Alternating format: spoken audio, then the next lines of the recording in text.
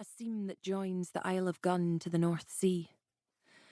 The silhouette of the dog noses and whines at a dark shape by the caves that run along the outcrop. It must be a dolphin, she thinks. Perhaps a pilot whale. Except there's no fin, no shape of a tail. She sees the shape of two legs and gasps. The curious odour that she caught earlier registers. Something has been burning. The wind was in the wrong direction before, but now she catches notes of flame and meat. The dog paws the ground near the body. She sees the hands are bound together at the end of bent, blackened arms. Her pulse racing, the ranger reaches for her phone and flicks on the torch, and when the harsh white light falls on a charred grimace, she drops the phone to the ground with a shout.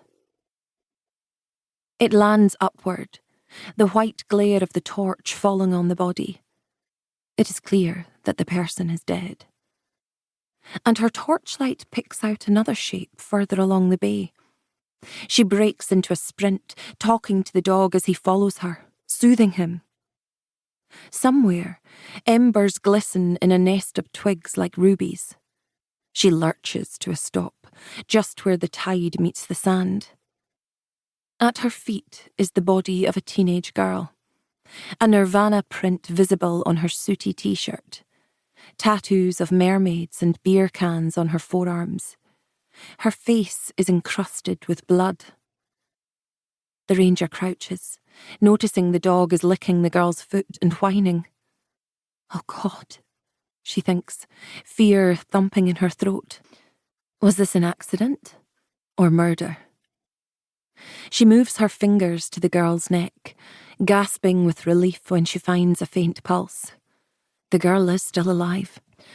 Quickly, the ranger snatches up her phone and begins to dial. Chapter 2.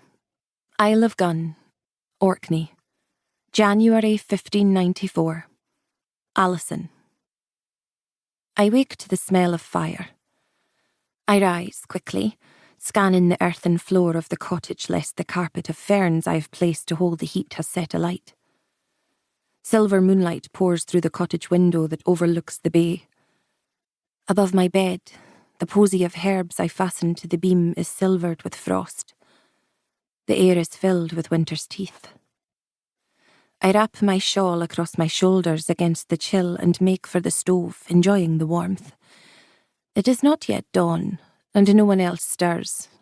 Not even the chickens in the rafters, nor the calf that Beatrice has taken as a pet. Outside, an owl calls and I stiffen. An owl is an omen. It brings a message. I hold my breath, listening for the owl's tidings. These should unfurl inside my mind as a thought with edges, an instinct. But only the faces of my children come, and I realise with a start that I cannot hear either of them. Edward and Beatrice are restless sleepers, often calling out in slumber, even responding to each other, as though they inhabit the same dream. But tonight there is only the call of the owl and the distant wash of the sea. Edward's bed is empty. I tear back the coverlet and search beneath the straw mattress lest he has fallen beneath the ground, dissolved into vapour. He is not there. Beatrice? She does not stir. I lunge towards the gaping square of the nook bed, set into the stone wall of the cottage for warmth. The coughing is curled up on the coverlet, where it usually is, for Beatrice likes it to sleep with her. But my daughter is gone. A cold terror sluices around my shoulders, enclosing my heart in ice. Have the children been taken? William is yet in Kirkwall repairing the stonework in the cathedral. When last we spoke, he had redoubled his efforts with the cohorts there who seek to overthrow the Earl. And although the plot has yet to take shape, their consultation has not been without danger. The calfling that sleeps now in my daughter's bed was born of the milking cow we found put to death outside our front door 5 nights afore. Her throat had been cut from ear to ear. I pull on my kirtle, cloak, then my cap and boots before dashing into the night air, scanning the field.